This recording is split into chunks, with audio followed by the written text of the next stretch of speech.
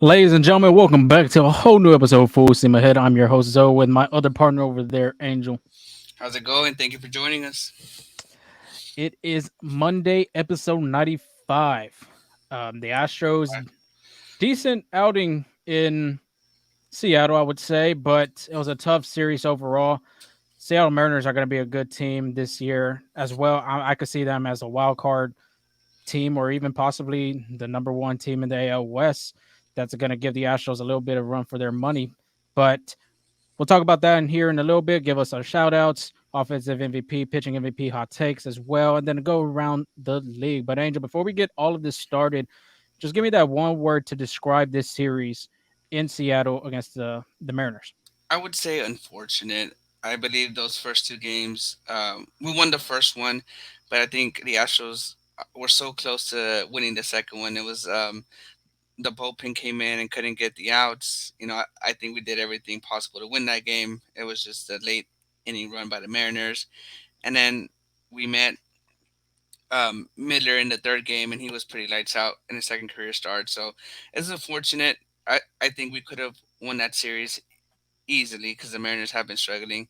But by losing this series, we're now tied with the Mariners at 17 and 17 for third place in the division, and the Angels are ahead by two games. They have 19 wins, and then the Texas Rangers were 3.5 games back behind them. I mean, it's still a tight division, but it would have been pretty good to separate, like create some separation from the Mariners and be a little bit closer to that first place spot. But you know, we'll have the Angels. Hopefully, we can turn things around there. Hopefully the Astros can turn things around there. Yeah, I mean, the second game, the Astros were leading 4-0 throughout the whole game until that eighth inning. It was horrendous. It was bad from the bullpen from Rafael Montero, and then you're handing the ball to Ryan Stanek, and Ryan Stanek just was trying to get an out, and couldn't get an out as well. So, very difficult part of that game to see, especially JP Francisco, which we'll talk about here in a minute. Yeah, I mean, he pitched a really good game for the Astros, and then game three, you just got to tip your cap to Bryce Miller. I mean, he's the number one pitching prospect for the Mariners for a reason. He's also from Texas A&M University as Ooh, well. He's a college Texas boy. I don't know if he's actually from Texas, but I mean, he did pitch in the state of Texas. And fun fact, he has the same birthday as me, August 23rd. oh wow, Literally the same year as me too, 1998. So that was pretty interesting to see. But yeah, you just tip your cap to Bryce Miller. He pitched a really good game against the Astros. The Astros too haven't seen Bryce Miller at all as he's a rookie, and the offense just wasn't there for them to support Brandon Bielak. So let's start off with our shout outs like we always do in the beginning of our segment. And my first shout out, Angel, is going to go to Kyle Tucker, okay, my offensive MVP. That was the guy right there. I think he did a pretty good job this overall, this whole series. I mean, Friday night, 3 for 4 with a clutch 2-run homer. He also made some hell of defensive play in right field, taking away. And I mean, I don't know what the count was, but took he made a good play into the outfield stands in foul territory and got the Astros out of that inning. Saturday night moves on 1 for 3 with an RBI single. Sunday night, 1 for 3 with another RBI single and a walk. The difference maker here, though, do you know what it was, though? what was it? It was the batting gloves. I mean, he was wearing batting gloves this whole That's series. cold. And I know it was cold, long sleeves, of course. You know how the Pacific Northwest is out there in Seattle and on the West Coast as well. It was the gloves. I mean, he even said it himself. He just needed to change a rhythm. Of course, when you're in a slump, you're going to do whatever you can to get out of a slump, try to do something different. You know, maybe wear batting gloves, maybe wear long sleeves, something that's going to get you out of this slump. And Tucker was in a slump. I read you the numbers in his last 7 games in our last episode. And right here, 5 for 10. That's a 500 batting average this whole series. So tip my cap to him because he did a really good job for this Astros lineup and really the Astros offense overall this series. Definitely. He was a good pick for you. Got you that one on our MVP score.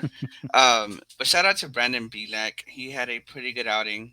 4 and 2/3 of an innings, 3 runs, two earned, and a walk. He pitched out of some tough situations. I feel like the Mariners had runners on every inning. I think it was about two. Mm-hmm. I but I forgot how much it was, but there was like a trend where they had at least two runners on every inning. Um, you know, what do you say? What did you say about that outing? I think he did a good outing. Of course, when you look at 4 and 2/3, he gave up 10 hits too as well, 2 earned runs, a walk. He didn't strike out anybody, which is very surprising. I thought you at least collect one strikeout if you're one of the starting pitchers, but just didn't go that way. I think he just did everything he could to keep the game as tight as it could be. I mean, 2-0 is not a bad outing from a starting pitcher, and for the offense to show up like the Astros, who have one of the best offenses in baseball, it's very tough on his end not to get any run support, and he's just doing everything he can in that starting rotation spot until Jose or Kitty could come back, or if the Astros do make a move either to the farm system or at the trade deadline or the trade market as well. You just tip your cap right there to him because he did a really good job keeping the Astros in the game. He could just do so much too on his end, but the offense just didn't show up for him. Oh, for sure. And then shout out for Christian Javier as well. He had a great outing on that Friday game. He had 7 innings pitched, 3 hits, 3 runs, all earned, 2 walks, and 8 strikeouts. It was that fastball slider combination was looking pretty good. He had the Mariners hitters on their toes all game, and we actually they actually won that game. But shout out to Jordan Alvarez as well. He continues to give the Mariners nightmares. Went 4 for 11, 364 batting average, 1 home run, 4 RBIs, and 1 walk. I think he was the difference maker on our Friday game, and Mhm.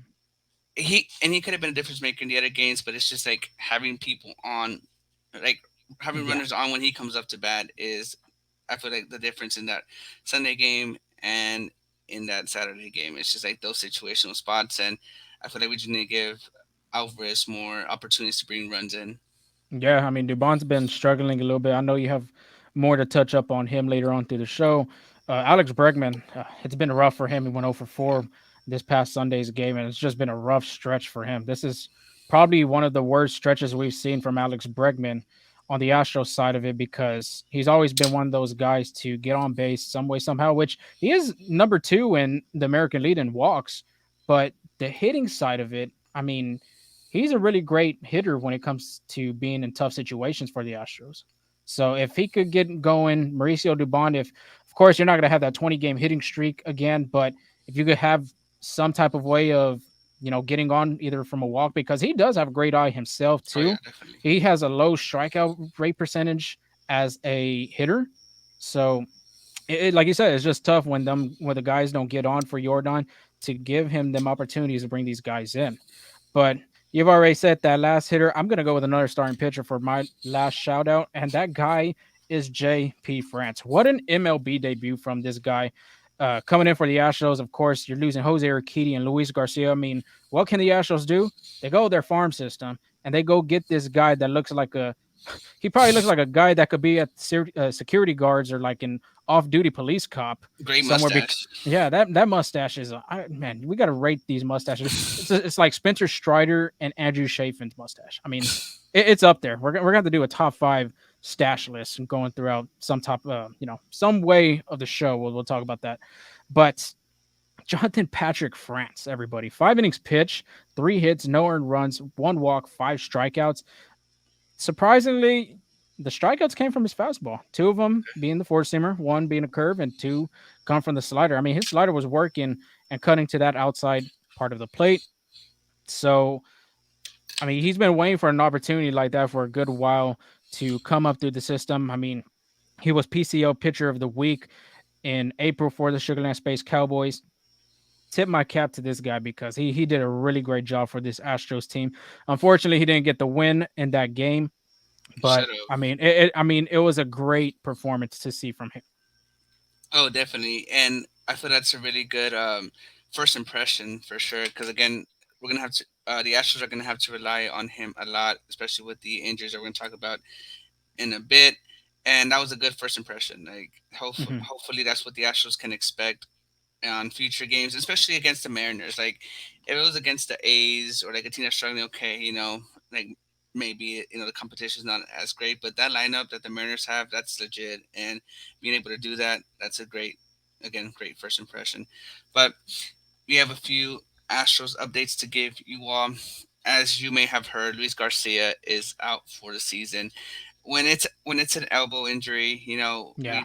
we pray, like the Astros and all the Astros fans and baseball fans like us, we pray for the best on any player, any team, when it comes to elbow, because again, once you once you get that elbow pain, it's like your first thought's Yeah. Tommy John, and that's exactly Hmm. what's going on, unfortunately. Um, Astros confirmed that Luis Garcia will need Tommy John surgery and is out for the remainder of the season. Usually, that's about a year recovery plus plus like a throwing routine, getting back rehab assignments. So we're probably looking at him maybe a week or two in the season of next year Hmm. if everything goes great. But on the bright side, we do have two outfielders that are coming back maybe this series. Maybe. Dusty said Michael Brown and Chas McCormick will likely join the Astros in Anaheim for the Angel series. He did. Danner Brown did mention on the Astros pregame, sorry, on the Astros pregame radio that Chas McCormick is a little ahead on Michael Brantley about a day or two. So we may see Chas McCormick activated first and Michael Brantley. But once those guys come back, where do you see these guys playing once they come? I know Michael Brantley's been taking some first base practice, but what do you see them playing? Well, for Chaz, I'm gonna start with him. He'll get some reps in center field. Jake Myers hasn't had a day off in a good while, so I could see Chaz McCormick getting some reps over there. But the thing with Jake Myers right now, I mean, he is hitting the ball, dude. He is still hitting the ball. He looks really good at the plate. Looks better than he was in the beginning of last April, now in May. I mean, even the ending of April, he was starting to hit the ball, but now it's a new month and it just continues on. He's hitting good, so we'll probably see Chaz back in center as soon as he comes back, and then Michael Brantley. I want him to be in left. Same thing as Jordan. Jordan really hasn't had a lot of off days. He's only had maybe one or two. I could be wrong. If you take away the IL stint, not the IL stint, but the day to day when he had that neck stiffness. But I think Michael Brantley will play first base. I really think so because Jose Abreu needs a break. Let's be honest. He's been struggling for the Astros at the plate. He made a fielding error over there at first base as well, which a lot of fans weren't happy, but it's baseball. It happens. Might have been a bad hop on his end as well. You just don't know how the dirt plays over there in Seattle. But it just looks like Jose Abreu just needs at least 1 or 2 days off because when you're playing every single day and you're in a slump, I mean, you're trying to figure out what you could do to get better. And then that small little sample size you have of that day, you're trying to figure out what you could do. You need a day to clear your mind, at least. I say, as we're playing baseball growing up. You need a day at least to just clear your mind from things and just take a breather. And for Jose Abreu right now, he hasn't had that time. Who's really our first base backup besides Jose Abreu? You really don't have nobody. You're gonna only have David Hensley, which Hensley too has been struggling at the plate big time. And Dusty's been trying to get him ways to, get some batting spots in the order, being in that DH role. But first base wise, we don't have nobody to back Abreu up. And honestly, it's gonna be looking like Michael Brantley because he'll give you some reps at first, and then plus his stick is gonna be consistent. I So agree with you 100%. I would have said the same thing. We see Brantley at first, and even when Tucker's not on, having Chaz back gives him a breather as well because yeah, Myers, the Astros usually put him on center, but they don't really put him on the corners. But Chaz can play right field, left field, and center. He's an all-around outfielder, so that gives Tucker a breather as well. And again, I I agree with you 100%. And I think it's also good for David Hensley. He'll probably be demoted, but it gives yeah. him a chance to get his head right, get a feel more of those at Get some bats. more reps too, I'd Yeah, say. definitely. Like especially for those younger guys. And one of the Astros' all-time greatest players is on the verge of coming back. Jose Altuve is improving day to day. Astros took Jose Altuve took some batting practice at T-Mobile Park for the first time since his injury. Um, he was also taking ground balls and playing catch at Minute Park. And this is coming from Dana Brown on the Astros radio show on a possible rehab assignment for Altuve. He says, "We're hopeful that it could be within a week or so, maybe, as long as he continues to progress," which is good news because the Astros really need offensive work, and having Jose Altuve as their table setter is really good to give, again, how we were just talking about, to give Jordan those RBI opportunities. I mean, obviously, like he's not going to get on base every single time, but it increases our chances with him back. Yeah, I agree because I wouldn't rush it though. Like Dana Brown says, as long as he continues to progress well, that's all that matters. But if you're going to rush Jose Altuve, that's not going to be good on the other side of it. If you really think about that, and just to add on too, I mean, you're getting Michael Brantley back soon, which it could be possibly this series against the Angels. You'll have Jose Altuve back if within a week or so, like Dana Brown said. I think Bregman's going to be happy. Alvarez is going to be happy. Abreu is going to be happy. All these guys that are like your powerhouse lineup of 3, 4, 5, and 6, they're going to be like, whew, well, it's a relief because we, like you were saying, with Jordan getting some RBI chances, Bregman goes back a spot in that third hole, in the 3 hole. So I think it's good overall that Jose Altuve is hitting at like he was hitting at T-Mobile Park, and I think Alex Cintron said like he looked very he this was probably one of the best batting practice he has taken. And then I think I saw something about Joe Espada saying he's perfect right now. Like he looks ready to play That's good baseball. news.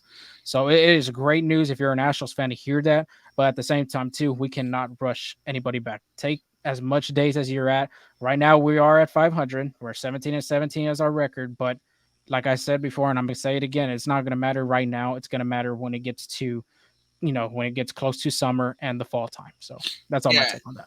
and I feel like the Astros have not been the perfect team this season. Like if the offense is struggling, the pitching's on, or the starting pitching's on, and the starting pitching's on, the bullpen's off. Like there's always something that is that is leading them to losing games or falling behind and that sort. And I feel with these injured players coming back, the Astros are forming into that last year's team or that 2019 team where they were just a powerhouse. And once everybody starts firing on all cylinders, like that's gonna be a scary team to work with. Because again, how you were saying, once Bradley comes back, he puts in that 2 hole.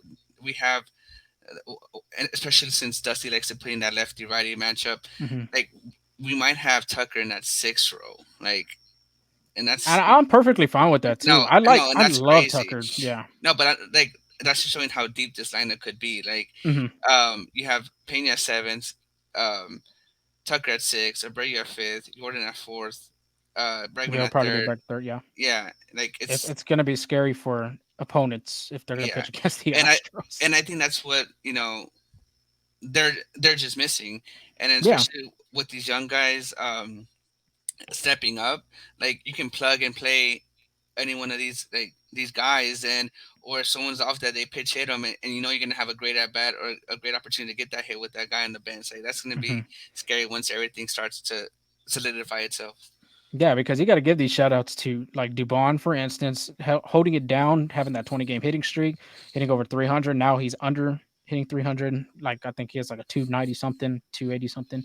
Corey Jokes too. Yeah, He stepped up big Myers. time. Jake Myers, yes. So these guys, these young guys, like you're saying, that are stepping up for the Astros when the veterans are either on, well, they are on the IL. I mean, it's just a big plus sign for the Astros. Especially, and then speaking of veterans that are on the verge of coming back, Les McCullers threw today. Sorry, Les McCullers Jr. threw a bullpen Saturday and apparently hit 90 miles per hour twice. So, which is a good thing to see. Hmm. He's been having that, I believe, forearm tightness, if I'm not Yeah. mistaken. Like, so it's just getting that arm strength back, getting that arm into pitching mode, and getting everything ready to start throwing, starting games in the major leagues. And then Ronald Blanco option to Sugarland. Ronald Blanco was optioned AAA to make room for JP France. And then this is some exciting news that you had called before the season even started of Ronald Blanco possibly being a starter. Well, it might be a reality now, especially with these injuries to Rikiti and Garcia, because he's going to AAA because he's going to start getting stretched out to become a starter. He will join the Space Cowboys rotation as well. Like, what do you think about this move? I love it. If you're an Astros fan, you got to respect it because as of right now, your rotation is Framber Valdez, Christian Javier, Hunter Brown, JP JP France, and and Bilac. then Brandon Belak. So I think really too, if you really think about it, this is like an audition. Like this is a challenge, and Dana Brown loves challenges. He challenged Forrest Whitley this spring train to step up. He challenged Drew Gilbert. These young guns. JP France, it just already made a great impression on Dana Brown, I'm pretty sure. Brandon Bielak hasn't looked bad in his last two starts. This was his ninth career start as a starting pitcher for the Astros. So respect to Bielak, but if the progression doesn't go well for the Astros starting pitchers of France, Bielak, and Ronel Blanco, this is giving the Astros some time to figure out, okay, when it gets to the trade deadline, is our next move going to be for a starting pitcher when we go there, when we get to the deadline? This is just looking at the scenarios of even you can even say Jose Urquidy too, because we're not going to know his future from his shoulder discomfort. We're not going to know if the inflammation has gone down in his shoulder because anything dealing with the arm can really be a huge factor for a big injury coming up or soon to be. So this is kind of giving the Astros front office to see what's the next plan. And if Ronel Blanco is looking good as a starter in Sugarland and then comes into Houston looking dominating like Christian Javier, for instance, then by all means just continue doing what you're doing. And then plus you're gonna have Lance McCullers Jr. come back into the Astros rotation as well. This is basically just challenging everybody, and it's challenging Ronel Blanco because we did see him in spring training as being pushed as a starter, and he looked really good. So I think it's really good for the Astros, and it's really helpful for Ronel Blanco. Yeah, and we also forgot to mention that Jose Urquidy's projected back around the All Star breaks. Hmm. Like there was no deadline between before or after. That's what they said around. But again, like you said, like it's still uncertain because we don't know if the shoulder the shoulder's inflammation is gonna go down, gonna get worse, or stuff like that. But I was gonna add this: Renault Blanco sat in the bullpen. I know we were high on him coming into the season, Hmm. but he's been kind of struggling. Like in 9 games, he has 12 innings pitched, a 4.50 ERA, 4.41 batting average on balls in play, and he just hasn't looked like that person that Hmm. thought he would be. So going into the back to AAA, I feel like it could also be a reset for him. Yeah. And like maybe instead of like maybe his mindset was like, I might come in to pitch this game, I might not. So it's just like that focus getting ready. But now that he's trying to into that starter role, like he knows he's gonna go every fifth day, and Hmm. it's just a different mindset coming into the game. Yeah, I think it's gonna help him as a pitcher overall. I mean, care if it's gonna be in the relief role or in the starting role, it's just gonna help him become a better pitcher. Just like Javier. I mean, Javier started in the relief role. He did have some good games. He did have some bad games. I mean, it's baseball; it happens. But hopefully, it does help out Ronel Blanco. I mean, the Astros are right now, and we are strong when it comes to our pitching depth. But now it's thinning with these injuries to Urquidy and Luis Garcia and Lance McCullers Jr. Then, knocking on wood right now, nothing happens in the upcoming future because this is in the beginning of the season, dude. Just imagine when we get to the mid part and then the end part of the season for the Astros. So it's going to be difficult just to see how the Astros continue to monitor that situation. And, possibly Ronel Blanco could be that fifth guy for the Astros.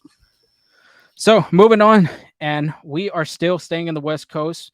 We are going to the Astros are going to Anaheim, and they'll be taking on the Los Angeles Angels of Anaheim, and they are really good right now. 19-16, second place in the AL West, like you were saying, 6-4 in their last 10 games.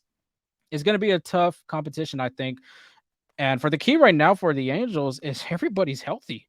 And that's one thing that the Angels have been like struck throughout their years, from last year to the other year before that was if Otani can't stay healthy, the Angels aren't going to be good. If Trout, same thing as Rendon.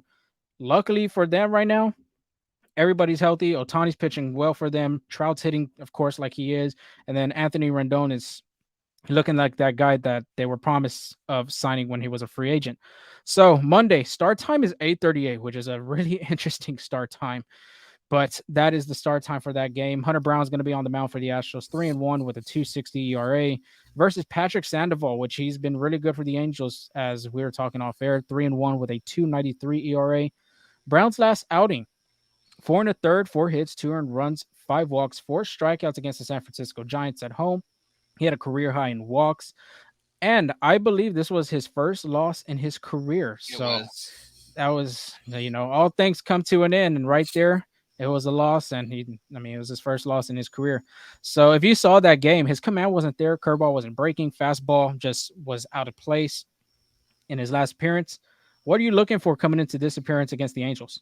Yeah. So what I'm looking for is um, how he'll recuperate from that. Again, you said he suffered his first loss. It's like how is he going to bounce back? I feel like him and Yanni or Diaz are gonna write up a plan. Maybe work with the fastball a little bit, and then once they start thinking fastball, you bring in that off speed to throw him off. So I'm looking like more of high fastballs, and then come in with the off speed like low and away. Yeah, I think it to be good. I think they have. I'm not really too sure and highly sure about their lineup. I know Zach Neto is a righty, same thing as Trout. Otani's the lefty. I mean, they have a variety of hitters going righty, but I'm pretty sure they're projected as a real right-handed heavy team, heavy lineup, I guess you could say. And they're going to be going against Patrick Sandoval, which he's been really good, which I did not think he was doing that good. But I mean, 293, 3-1, that's pretty good. 5 innings pitched, 3 hits, 1 earned run, 3 walks, 4 strikeouts on his last outing at St. Louis against the Cardinals, which they have been roughed up this whole season, surprisingly. That was a central pick for both of us, and right now they are not doing good. But talk about that later on. Sandoval has a 5 pitch arsenal. He has the slider, the changeup, the four seam, sink, and a curveball. And the top pitch for him is a slider. 30.8%, changeup is a 28.5, and four seamer is 26.9. So we're going to see a heavy dosage of them 3 pitches throughout this whole game, especially that slider if he loves throwing that. Um, I mean, Patrick Sandoval is a lefty, so of course you're looking at your lefties right now: Jordan Alvarez, Kyle Tucker, which they really hit well against lefties. But righties, on the other hand, um, Cherry Pena. That's one of them we're gonna name because we know that he has struggled in the past against off speed pitches, but typically the slider as well. But if you're an Astros fan, you got to be loving this stat coming up. And the Astros have had huge success against Patrick Sandoval in his career going against the Astros. In 7 appearances, he is 0-4 with an 8.03 ERA, 8.03 ERA, 23 strikeouts. So shows you right there in that stat. But of course, at the same time, the Astros offense didn't look well this last outing against Bryce Miller. Then even Marco Gonzalez didn't do a bad job against the Astros, and Marco Gonzalez was one of the guys that the Astros hit really good on. But Patrick Sandoval looking good, different pitcher this year, so it could be a different outcome for this game on Monday night. And then Tuesday we got Framber Valdez, 8:38 start time as well. 2-4. 2-4, dude. Framber Valdez is 2-4 with a Surprising. 260 ERA. That's the shocking part, I say. 260 ERA and your record's a 2-4. That just So shows that the offense isn't giving him enough run support. definitely. Yeah, definitely. So, and then it's not going to be any. He might have the challenge as well with Shohei Yeah. Ohtani being on the bump for the Angels, 4-0 with a 254 ERA. And Valdez's last outing versus San Francisco wasn't bad at all. 6 innings pitched, 5 hits, 2 earned runs, 2 walks, 8 strikeouts. I mean, you're thinking right there in the top of your head, wow, that's a good outing. I don't understand how the Astros did not get him the win. And that was a loss on his part right there because the offense wasn't there. I think Logan Webb was pitching that game. And like I said, I mean, when you got good starting pitchers going on the other end, you just tip your cap and just say, hey, that's it, it's baseball. But Framber, on the other hand, has 6 consecutive quality starts. He's starting that quality start tour again, just like he was doing last year for the Astros. They're about to give another bobblehead. Maybe they will. But Valdez, this was an interesting stat I had to dig. He has lost back to back games in his last 2 appearances on the bump. The last time he has lost back to back games, you have to go back to July 11th and the 15th of 2019. Wow. 2019, 4 years ago. That That's was a the good. last time he suffered back to back loss. So it's very interesting to see that because, of course, his consistency is looking great throughout of last year. And I thought it would have been 2021 because he wasn't perfect like he was in 2022. 2019, that's pretty outstanding and pretty remarkable. And it just shows that, he's consistent, even though through the bad times in 2019, 2020, well, actually 2020, he did really good for the Astros because he was that number one guy for them in the COVID year. But Angels ranked 27 in the league to hit into ground ball double plays. And your king right there is Framber Valdez. He is the ground ball king when it comes to, when the Astros need a ground ball in a situation of a runner on first or two outs, runners on second and third. Who's going to be that guy? And it's usually Framber Valdez that gets the Astros that ground ball. So, I mean, it's going to be interesting to see that coming into play against, the Angels that don't hit into a lot of ground ball double plays. Then you got Shohei Ohtani on the other hand. His last outing at St. Louis, 5 innings pitched, 5 hits, 4 runs, 1 walk, 13 strikeouts. He did receive the loss on that with 13 strikeouts. So, wow, that is very interesting to see. In his last two appearances, it hasn't been better for him at all. 11 innings pitched, 8 hits, 9 earned runs, 3 walks, 21 strikeouts.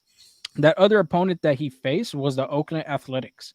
So if you think about it, I mean, the Oakland A's aren't doing a good job. If you could really tell, if you look on social media and everywhere else, you're seeing the low attendance out there in Oakland. And then, St. Louis right now, I believe they are the last team in the National League, correct? If I'm not mistaken. Yeah, they are. So I mean, he hasn't pitched good against those teams, but surprisingly for him, the fastball is that number one pitch he goes to strike batters out and try to get a big out some way somehow. Right, just blow it right past him. Well, the breaking pitches are a factor for him this year. In 2022, he threw his breaking pitches, and I'll tell you what pitches he threw was 26.2%. In 2023, it's a little bit, I would say a mid to huge increase, 31.5% in 2023. And then breakaway pitches are going to be the slider, the sweeper, the curve, the knuckle, and the slurve. And I was looking at this guy's arsenal, dude. He has a lot of pitches. I Yeah, mean, I was just like, he has a fork ball, he has a screwball, he has a changeup, and then you got the four seamer, the two seamer. I mean, a unicorn. I'm telling you, he is rare. He is rare to have a guy pitch and hit at the same time since Babe Ruth. Of course, in our age, we didn't get to see Babe Ruth play at all. But I mean, it just shows you right there how good Shohei Ohtani is. And that's pitching wise. I mean, he's 4-0. And that was a guy that I believe that he could possibly win the Cy Young this year. He was so close.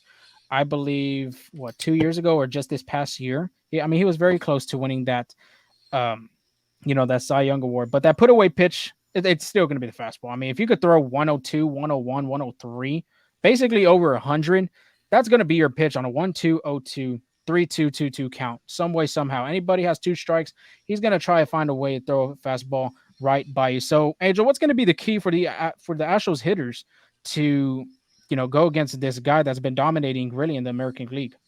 I would say work work the counts. Someone who throws this much pitches like Otani, like usually command is kind of a factor, and Otani's good. Like he gets those strikeout numbers, but he also throws a lot of pitches. Mhm. And if we can get him early, work some walks, or even just like um, wait for that fastball to come, get him out of the game early. I think the Astros set themselves up for success. Like how you were saying, like he walked three in his last two appearances, but has 21 strikeouts. But they've been hitting him, so his stuff hasn't been that efficient lately. So I would say work the count or look for a mistake and and take advantage of that.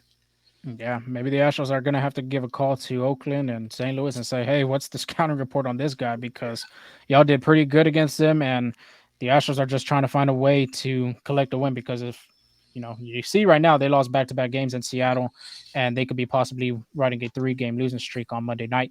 But moving on to Wednesday, we got Christian Javier at 3:07 start time. The Astros have him with a 2-1 record and a 3.54 ERA.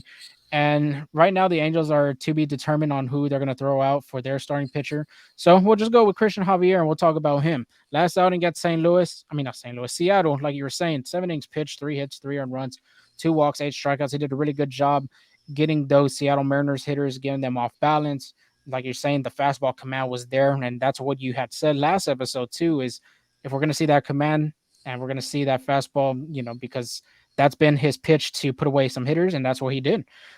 So This is another positive note if you're an Astros fan. Great numbers against the Angels throughout his career.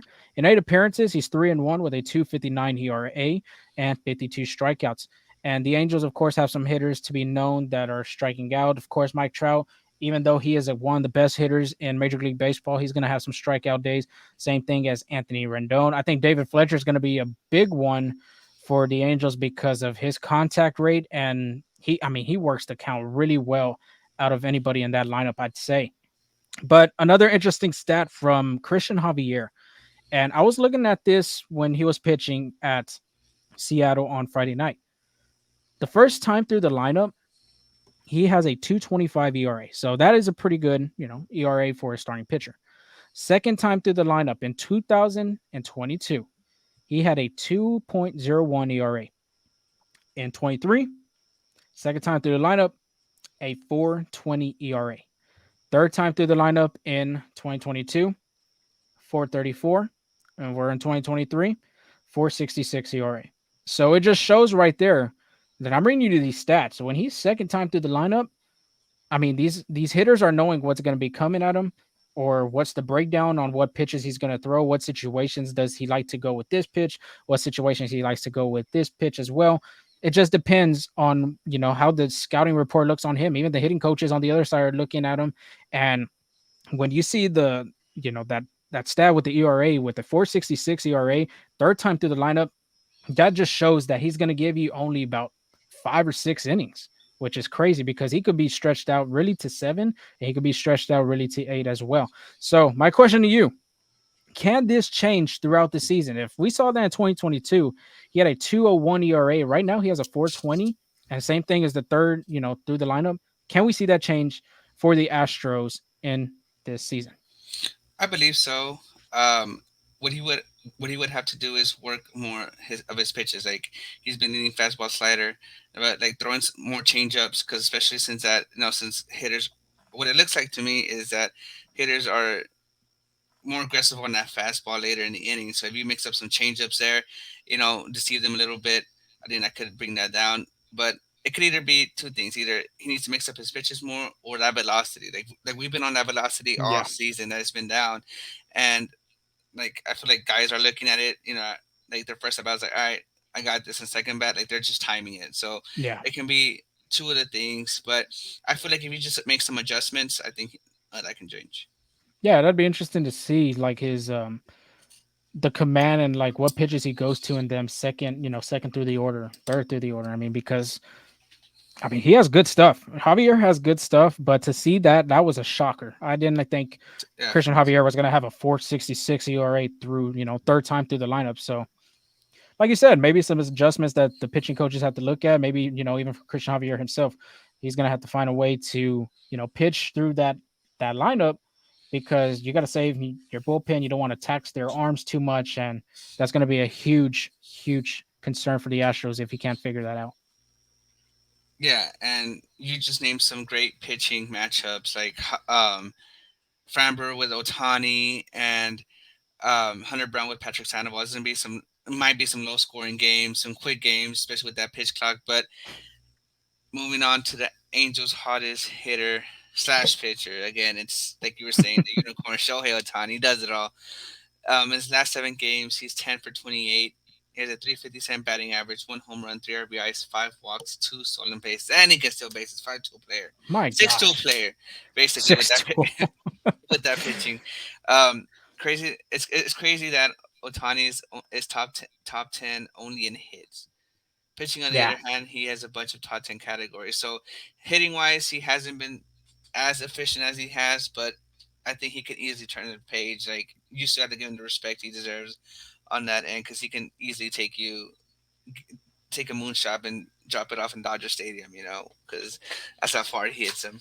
But Remember, he's gonna be a free agent. He possibly a free agent you this know what? coming year, man. That So that oxy patch that the Astros have and that big ass sign in the back, that's that's all money saving for Otani. Like Oxy is gonna sign Otani.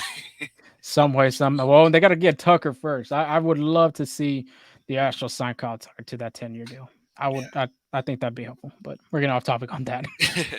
But it's time for my favorite segment, offensive pitching MVPs and our hot take. And I really scooped the booch on this one. I only had Christian Javier had a great outing on that one, so he got me that one for three. Jose Abreu got like one or two hits in the series, and Astros.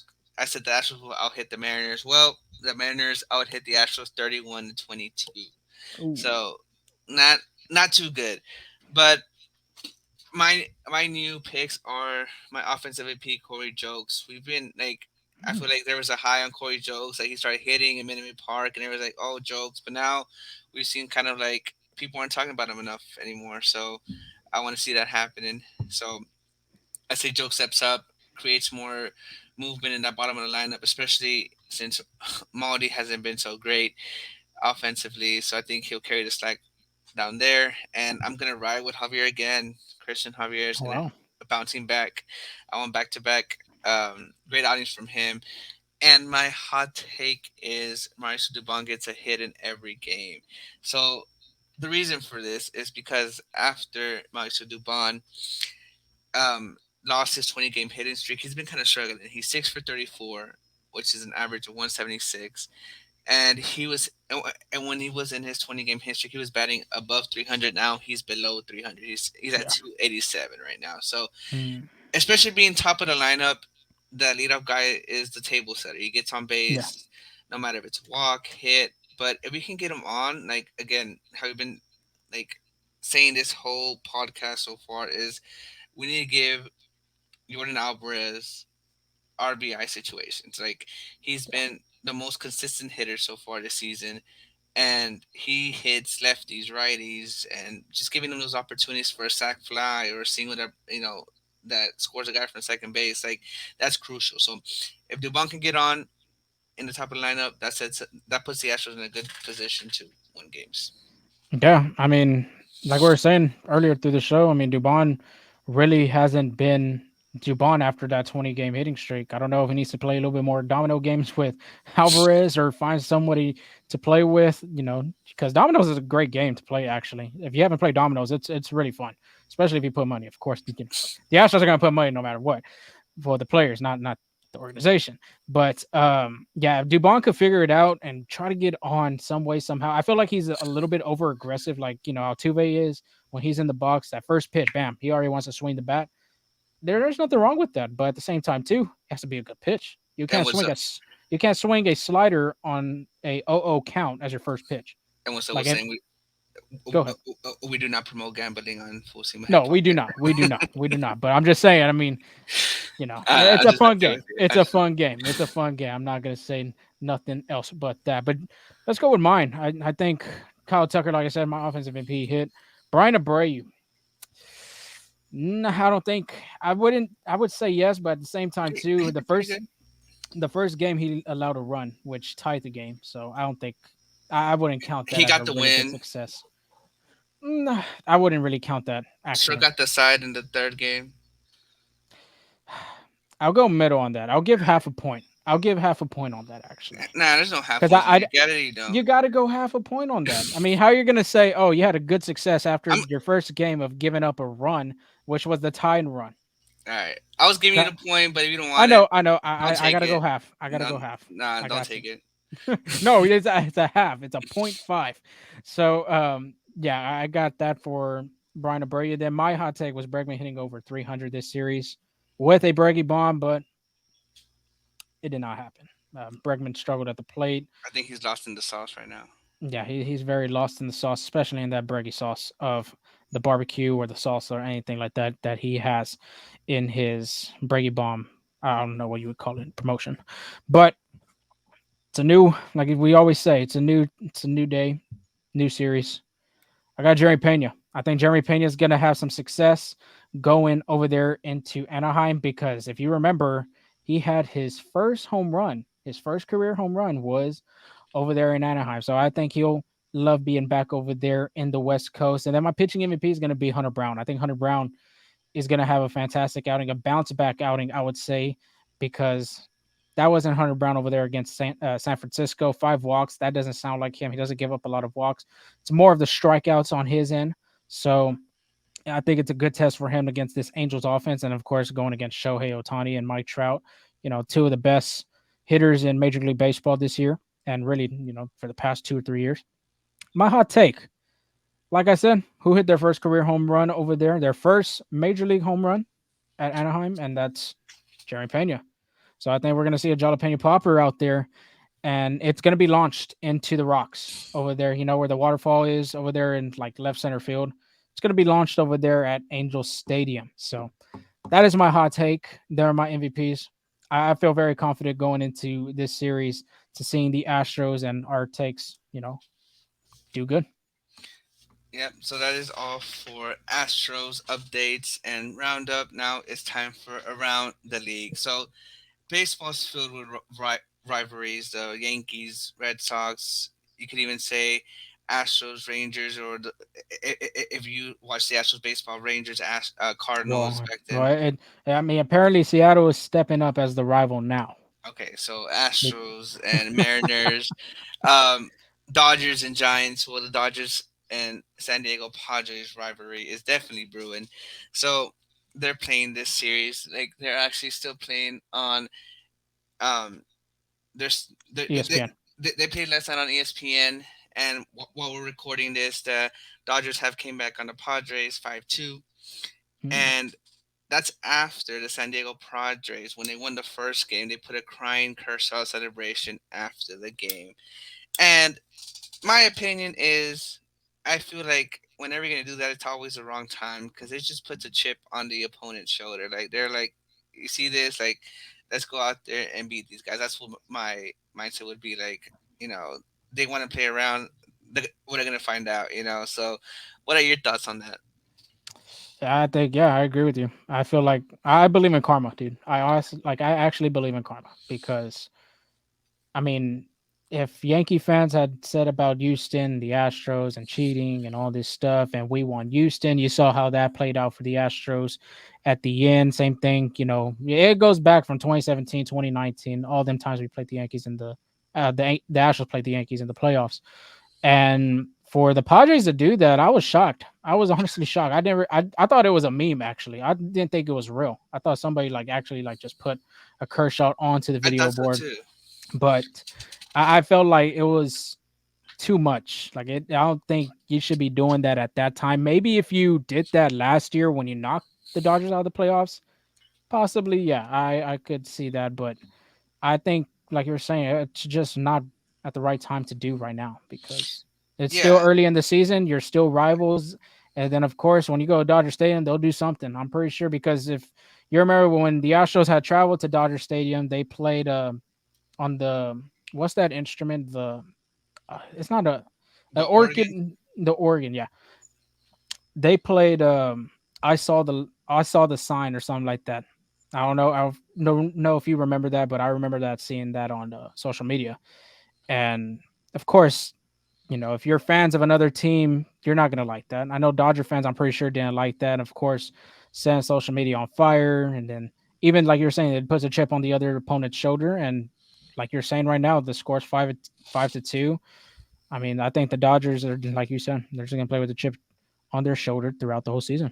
Yeah, it definitely has you playing baseball with some rage, and you want to destroy the opponent for sure. But again, the Dodgers and Padres are NL West rivals, and they're going to see each other a lot in San Diego and LA, and now possibly South Korea. So Wow. the NL West rivals are planning to open up the 2024 season with the first MLB games played in South Korea. So I think, is it set in stone already, or is it still like being worked around? I think they're planning it still. Okay. I think so. What that'll be interesting to see, especially like, again, baseball's been trying to get, be global, be international, and Yeah, that'll be pretty good over there, I especially. love it. Yeah, I love it. I and think I'm it's good. and I'm calling it now. I feel like in a new future, MLB's gonna be going to Japan soon. I'm sure, Yeah. maybe even in Europe, just to expand like Well, the they game. already did Europe. They did Oh yeah, London. The London, I I forgot. could see Australia being a possible one. That's a good one too. That I feel like that's a possible one. But I like what they're doing, bringing baseball, MLB baseball to South Korea. I think it was good because if you looked at the MLB, not MLB, the WBC, the first game was Cuba and I think Korea. I'm not too sure, but it was a great turnout over there, seeing all the fans, supporting the team and the venue out there and the fan support, the audience. I mean, it looked fascinating to be a part of. So I think it'd be great for the game of baseball. I mean, they already did Mexico City. They're going to do Mexico again next year for the Astros and the Rockies. To do another one outside of the United States and being in South Korea, I think it's great for the game. I Oh honestly yeah, do. definitely. And you know, baseball doing some good things and expanding and getting everybody involved. But we did have a scary situation down with the Royals. Ryan Yarbrough, former Tampa Bay Rays, was hit by a 106-mile-per-hour hit in the head. Like, it was a scary situation. He fell to the ground immediately. Salvador Perez finished the play, but as soon as the first baseman caught it, he ran straight to the pitcher's mound to check on his teammate. He had to be helped off the field. It wasn't with a stretcher. I mean, he was kind of like walking, but Hmm. I'm sure he was feeling dizzy. So he had his Concussion, maybe. he had his arms around his coaching staff, and they walked him to the dugout. We haven't heard any word from yet, but I'm assuming it's a concussion for sure. He's probably gonna be out for. He'll definitely, I think, miss his first, like his next start, possibly even two. But a sad day for baseball. Vita Blue sadly passes away. Blue was a baseball legend. He was a MVP, Cy Young winner. He was a six-time All-Star and won three World Series with the Oakland A's. Dusty Baker, the Astros manager, actually had been talking with Blue in the recent months, and he knew when he knew something was wrong when he didn't answer the phone in the last, I think it was last week or a Wow. few weeks ago. So you know, rest in peace. My condolences to his family and his wife and everybody that has known Blue personally. Yeah, that's a big shocker to the world of baseball because out of blue, I'm looking at his age right now. He didn't look really.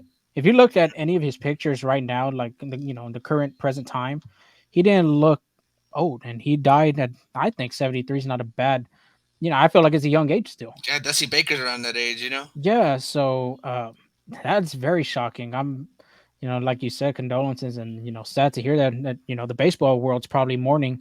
Um, Dallas Braden had put a picture out showing Kauffman Stadium, the KC, the video board had a Vita Blue picture of him pitching, and of course, the year he was born, the year 2023, he had passed, and it's shocking, man. It's unfortunate. It sucks. I just saw Reggie Jackson's documentary, the Reggie one on Amazon Prime, and Vita Blue was a part of the documentary with Dave Stewart and Reggie Jackson talking about them years that they played and won three World Series with the Oakland Athletics at that time. And Vita Blue was a big, huge part of the A's success in them years in the 70s. So it's very unfortunate, very sad.